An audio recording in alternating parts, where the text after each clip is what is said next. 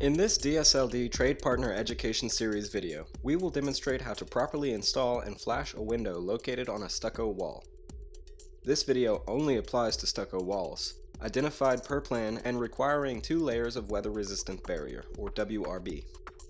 The intent of this specification is to flash the window to the innermost layer of the WRB using DSLD's standard window flashing specifications. Starting at the top corners of the window opening, cut through both layers of the weather-resistant barrier at a 45-degree angle, out approximately 9 inches. Trim 3 inches off both layers of the WRB above the window header. Detach only the outer layer of the WRB from the jack studs on both sides of the window opening, taking care not to damage the WRB. At the bottom corners of the opening, make 2 more 45-degree angle cuts, approximately 9 inches long, through only the outermost layer of the WRB. Be very careful not to cut the inner layer of the WRB during this step. Temporarily tape the flaps of the WRB out of your way. The sides and bottom of the window flange will be taped to the innermost layer of the WRB, and the top window flange will be flashed directly to the OSB. Remove any dust and debris from the sill before installing the sill pan. Position the tape to cover half the width of the sill, terminating 6 inches up both sides. Make 2 90-degree angle cuts in the tape from the corners out to allow the tape to lay flat against the WRB.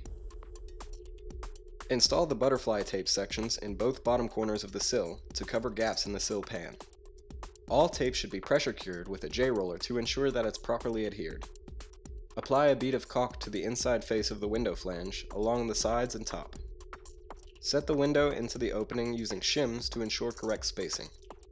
Ensure the window is level and plumb before nailing it down, placing nails in every factory flange hole. Inside, install a bead of caulk along the bottom spacing and 6 inches up the side spacing. This will serve as a sill dam to expel any water towards the exterior that might get behind the window face. Use your finger to smooth the caulk, creating a watertight barrier between the window and opening. Back outside, flash the sides of the window first, making sure the tape extends 3 inches past the top and bottom of the window. Apply the last layer of flashing tape along the top edge, making sure the top section of tape extends past the side tape at both ends. Remember to pressure cure all flashing tape with a J-roller to ensure that it's properly adhered. Using DSLD approved seam tape, tape down the top WRB flaps, overlapping the flashing tape and leaving a 2-inch gap in the center to weep any water that gets trapped behind the WRB. Reseal all 45-degree cuts in the WRB using DSLD approved seam tape. Neatly trim off the excess outer layer of the WRB on the bottom and sides.